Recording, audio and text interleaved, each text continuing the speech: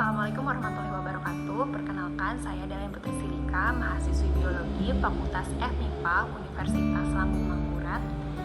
Hari ini akan melakukan video presentasi sebagai pemenuhan tugas untuk mata kuliah karya tulis ilmiah yang diampu oleh Bapak Hasrul Satrianur, SSI, MSI.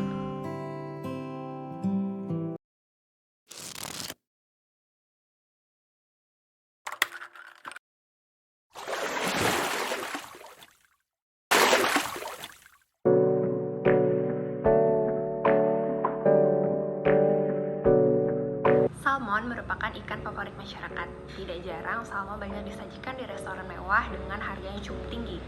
Ikan ini banyak mengandung protein yang mana sangat penting untuk perkembangan tulang, mencegah hilangnya massa otot, dan membantu dalam proses perbaikan dan penyembuhan tubuh. Ikan ini juga berfungsi untuk membantu elastisitas kulit, mengurangi tanda penuaan, dan melindungi kulit dari kerusakan akibat paparan sinar UV. Menurut nutrisionis Seth Mix, ikan salmon juga dikenal dengan ikan yang banyak mengandung omega 3, yaitu asam lemak yang dapat mengurangi inflamasi.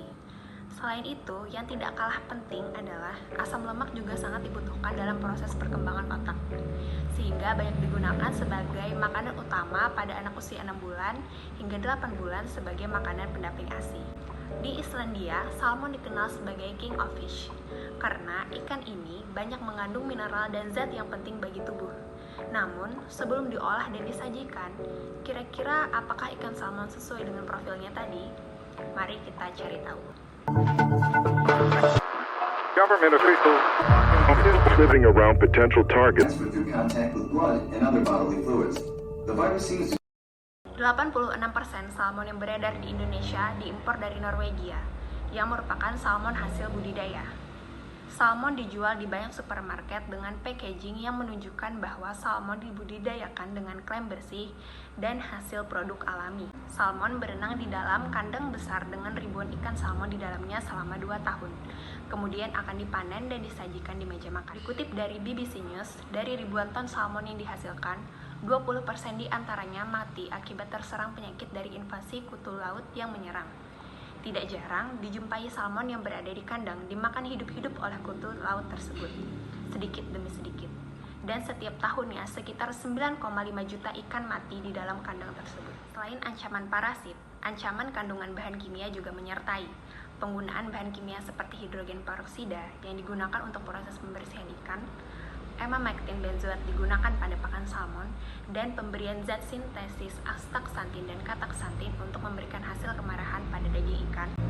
Menurut Stein et al. 2005, di alam, warna kemerahan pada daging salmon didapatkan dari hasil biosintesis tumbuhan, alga, bakteri, dan jamur, dan kemudian diserap oleh salmon dari krustasea yang mereka makan. Menurut European Environment Agency states, salmon budidaya merupakan ikan paling toksik karena pakan mereka merupakan campuran dari pakan sintesis dan hewani.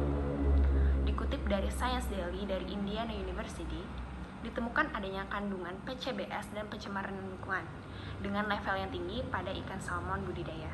Menurut Stein et al. 2005, di alam, warna kemerahan pada daging salmon didapatkan dari hasil biosintesis tumbuhan, alga, bakteri, dan jamur, dan kemudian diserap oleh salmon dari krustasea yang mereka makan. Disebutkan bahwa pestisida bekas pakan dan sekret hasil sekresi dapat merusak lingkungan laut. Sekarang yang menjadi pertanyaan adalah, apakah manfaat salmon yang selama ini kita konsumsi sesuai dengan ekspektasi kita? Sebagai seorang konsumen, kesehatan dan keselamatan pangan sepenuhnya merupakan tanggung jawab kita terhadap diri kita sendiri. Uraian tadi mungkin saja tidak sepenuhnya benar, mengingat masih ada dugaan-dugaan yang masih belum terungkap.